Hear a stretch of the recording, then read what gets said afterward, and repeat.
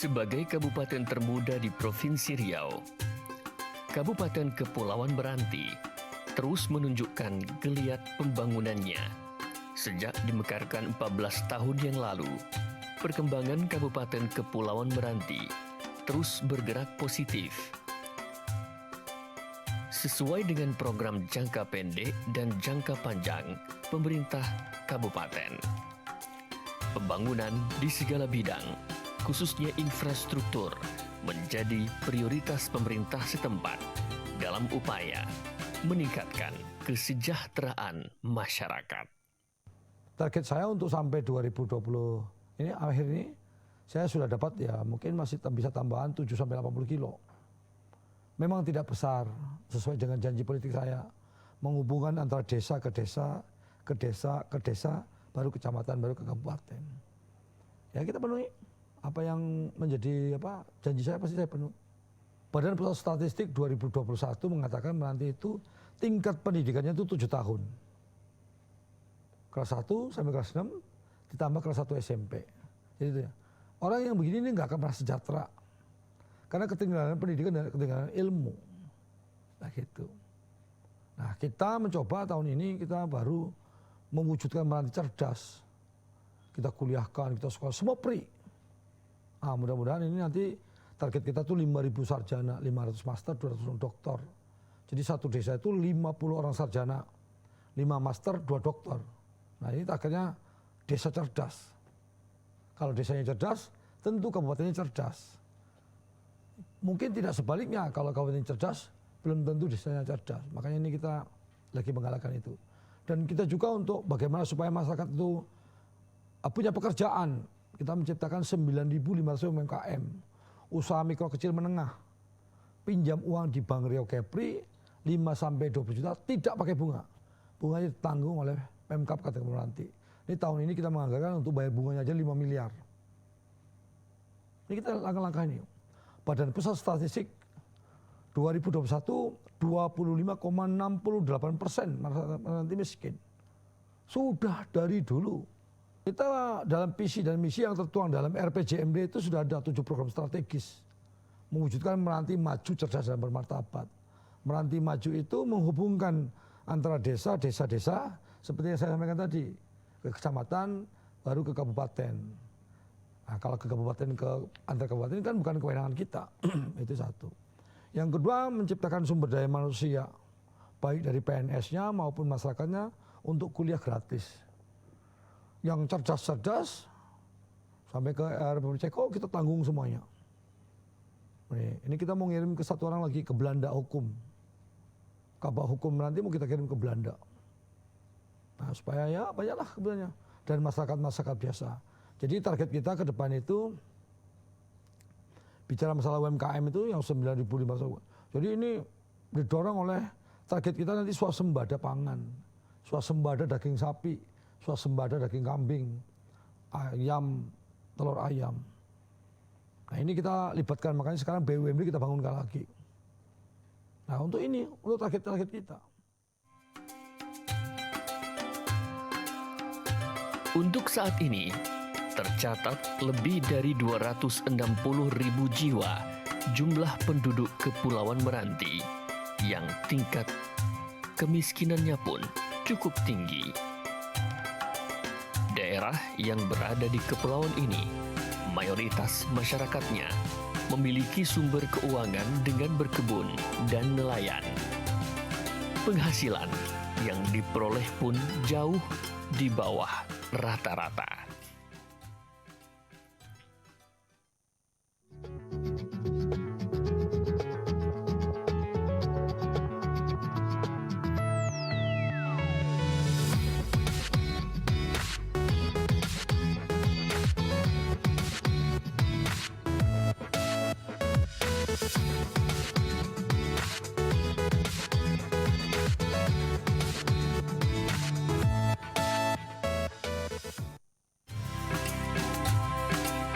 Pembangunan di sektor infrastruktur menjadi geliat awal pembangunan daerah dalam mengentas kemiskinan. Membuka akses yang menghubungkan antar desa, serta desa ke kabupaten, menjadi tujuan utama pemerintah setempat untuk lebih mempermudah dalam berkoordinasi. Jalan yang diperbaiki dan kita rehab. Ada 2 jembatan, 1 pelantar yang kita rehab. Yang dulunya ya berantakan, tak terperhatikan, banyak yang jatuh, banyak makan korban. Alhamdulillah sekarang sudah clear. Alhamdulillah ini macam ini jalan dari Pecah Buyung menuju ke Rangsang Pesisir itu 25 kilo. Kita rapikan. Nah, itu selama ini nggak pernah ada sentuhan. Ini bisa di sini yang ini 35 kilo. Dukun Sungai Tohora. Itu yang sekarang banjir-banjir itu nanti kita bersihkan semua. Baru kita kayak gitu. Insya Allah 2020 bulan akhir ini saya sudah bisa mengerjakan 80 kilo. Tidak besar tapi terhubung. Itu dari daerah miskin. Daerah yang semenjak zaman Belanda belum ada. Lepas itu merdeka, belum ada juga pasir. Alhamdulillah, sekarang sudah tersambung. Dan ini ada satu lagi desa yang sama sekali terputus. Nah, itu. Ada namanya desa Kepau Baru. Padahal di situ ada perusahaan besar. Nah, insya Allah ini akhir bulan Desember ini sudah clear. Jadi sekarang semua di Meranti ini cabai sudah tidak payah beli dari luar lagi. Bawang merah sudah tidak perlu beli dari luar lagi. Ini kita sudah memproduksi sendiri. Nah, kita cuma bisa membantu masyarakat itu saja untuk sementara. Belum bantuan rumah. Nah, inilah yang kita sesalkan dari dulu. Ya itu gambaran-gambarannya. Tapi kita terus berusaha. Tahun ini dari Pak Jokowi dapat hampir 1.000 rumah lewat PDI Perjuangan Pak Effendi Syenifar. Kayak gitu. Sejalan dengan program pemerintah, sebagai perpanjangan tangan Bupati, Dinas Pekerjaan Umum Kabupaten Kepulauan Meranti juga telah melakukan aksi nyata pembangunan di beberapa bidang yang menjadi tupoksinya. Untuk Dinas PUPR, kami sudah menangani beberapa kegiatan, yaitu kegiatan Bina Marga, Cipta Karya, Sumber Daya Air maupun Tata Ruang. Tahun 2021, Bina Marga menjalankan beberapa kegiatan, baik yang bersumber dari dana DAK maupun dana APBD. Yang pertama yaitu peningkatan Jalan Tanjung Samak Repan, itu DAK reguler tahun 2021, panjang penanganan 1,58 km dengan konstruksi hot mix. Yang kedua, peningkatan Jalan Tanjung Samak Tanjung Kedabu, yaitu DAK penugasan, kurang lebih 0,6 km dengan penanganan hot mix.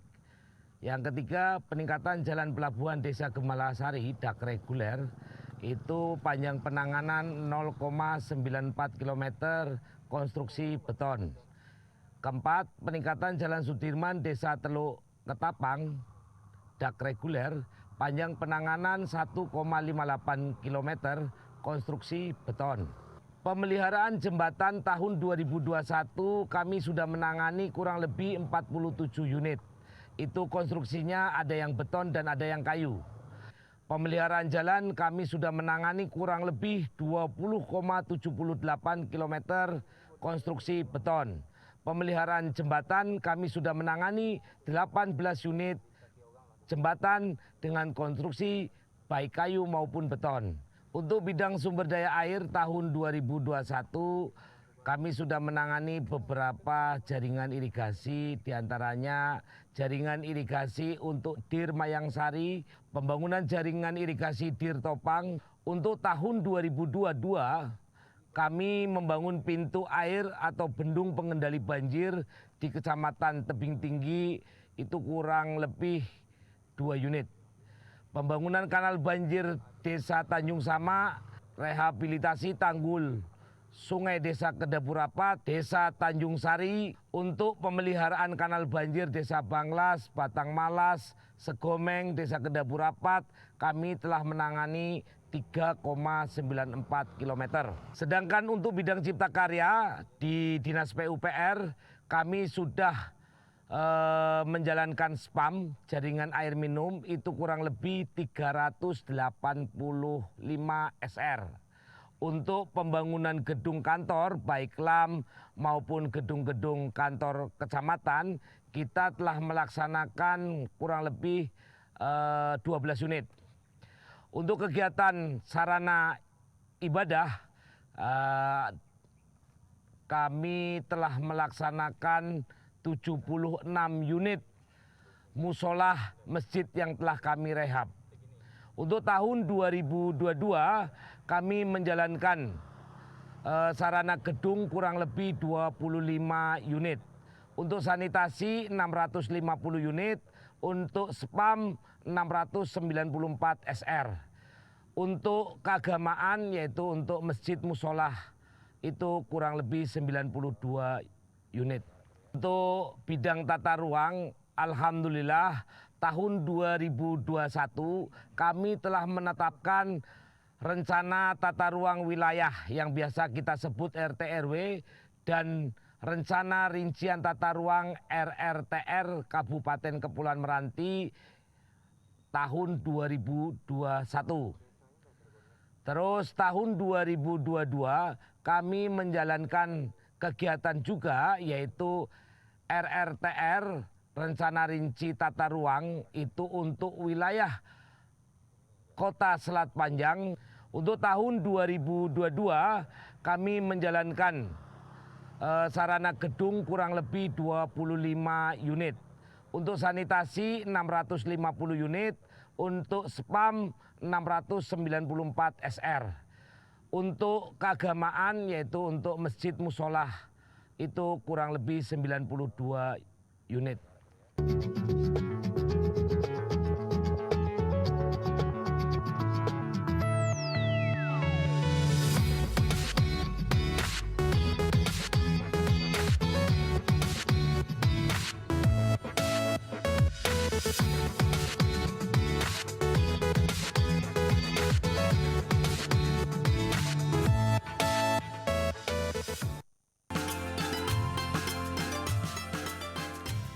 Tekad Bupati Kepulauan Meranti, Muhammad Adil, yang memfokuskan pembangunan di beberapa bidang dan prioritas di pembangunan infrastruktur ekonomi, kesehatan, serta pendidikan, mendapat sambutan positif dari legislatif setempat.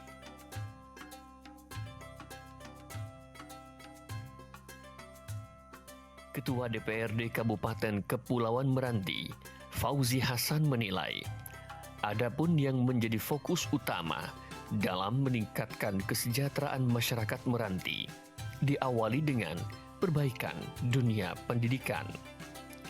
Lewat perbaikan pendidikan yang diterima masyarakat, maka dengan sendirinya taraf hidup mereka juga akan berubah.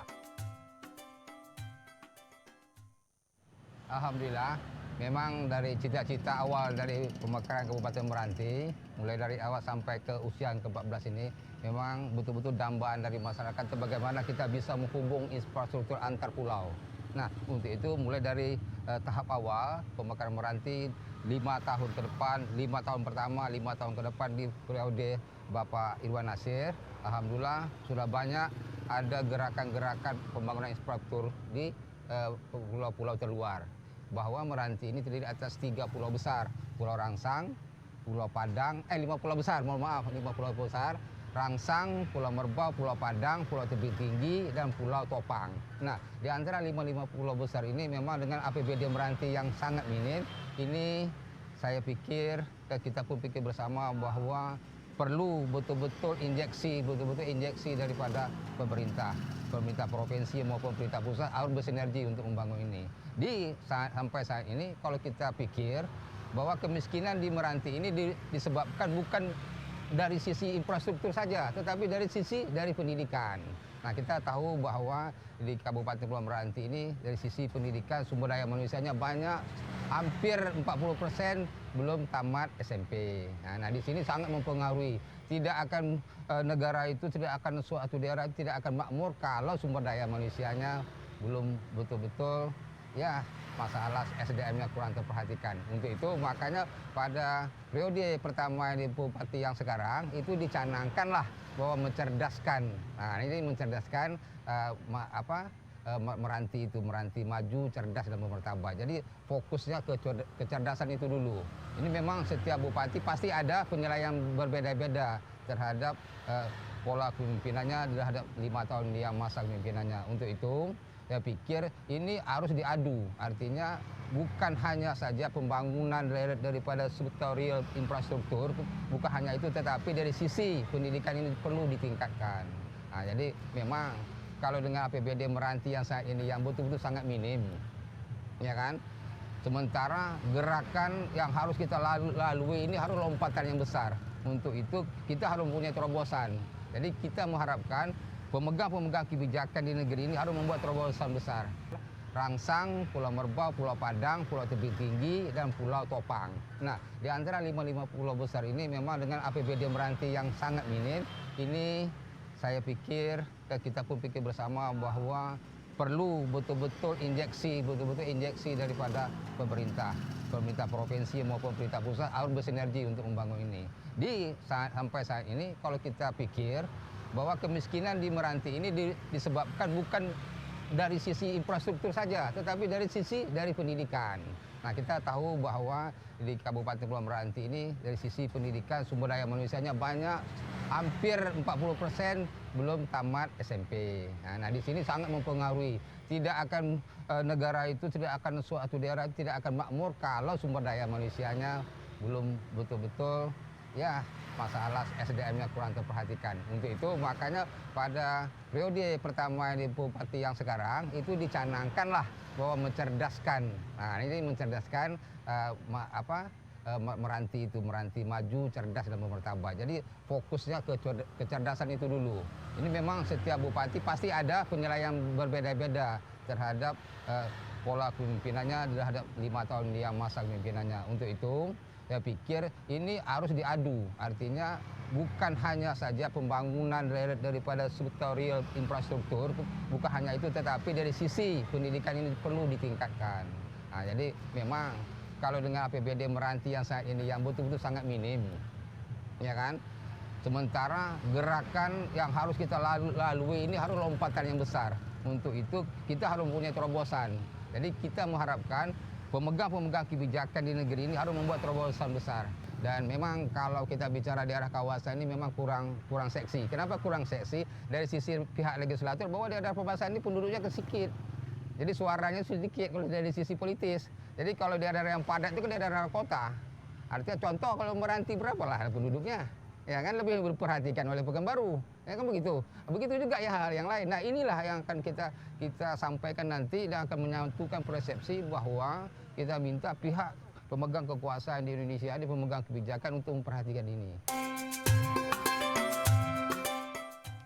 Tidak hanya berkonsentrasi di beberapa bidang itu saja, sektor kesehatan juga menjadi target dalam program kerja Bupati Kepulauan Meranti dalam upaya meningkatkan kualitas hidup masyarakatnya.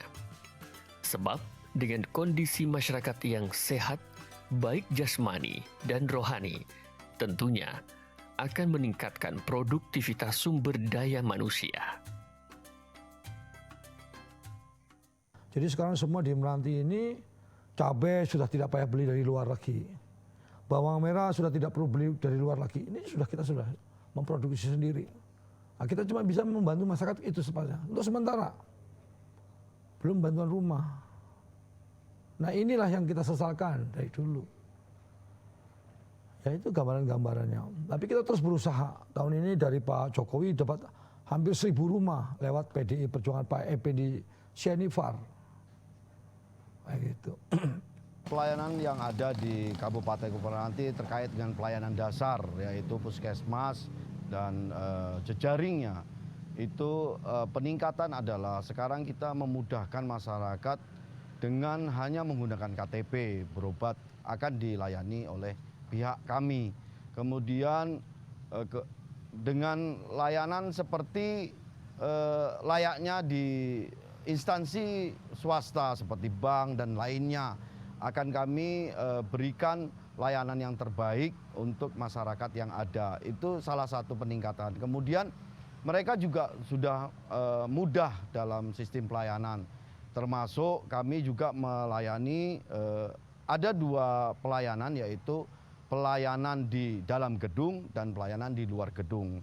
Di mana yang di luar gedung itu akan kami kunjungi, termasuk terkait dengan home care, sehingga masyarakat yang tidak bisa berobat atau mendapat konsultasi dari pelayanan kami akan mengunjungi ke tempat mereka. Itu adalah salah satu hal yang memudahkan bagi masyarakat. Yang kita terobos pembangunan tentu yang pertama terkait dengan SDM, sumber dayanya, merubah mindset terkait kenapa kita harus melakukan perubahan, yaitu dengan senyum, sapa, dan layanan yang maksimal terhadap masyarakat. Menganggap itu adalah masyarakat Kabupaten Meranti sebagai orang tua, adik, atau saudara sendiri.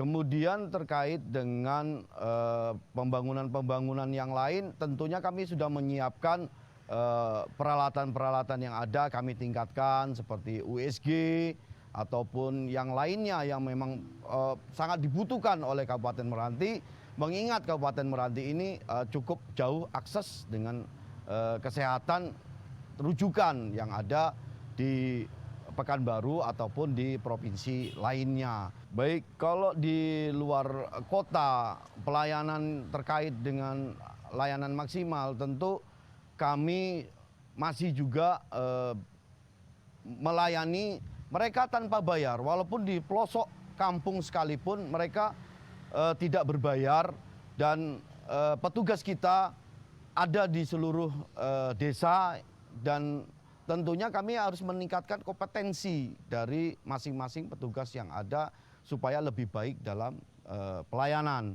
Kemudian terkait dengan transportasi, tentunya kami berkolaborasi juga dengan masyarakat kecamatan atau desa atau lurah yang ada untuk sama-sama membantu bersinergis. Saya Sugian selaku warga masyarakat Kabupaten Kepulauan Meranti, khususnya masyarakat biasa, di dalam hal pelayanan kesehatan yang ada di puskesmas ini, alhamdulillah kami selalu berobat ke sini dilayani dengan bagus, baik, dan pelayanannya cepat. Alhamdulillah yang saya alami, Bu, ya, selaku warga masyarakat Kabupaten Meranti ini, alhamdulillah dari tahun ke tahun kami merasakan perubahan-perubahan dalam pelayanan. Di dalam hal pelayanan kesehatan ini, Bu, ya, yang sudah kami rasakan selama ini, untuk kedepannya untuk lebih ditingkatkan kembali dari pihak pelayan kesehatan, khususnya Puskesmas Tanjung Selat Panjang ini.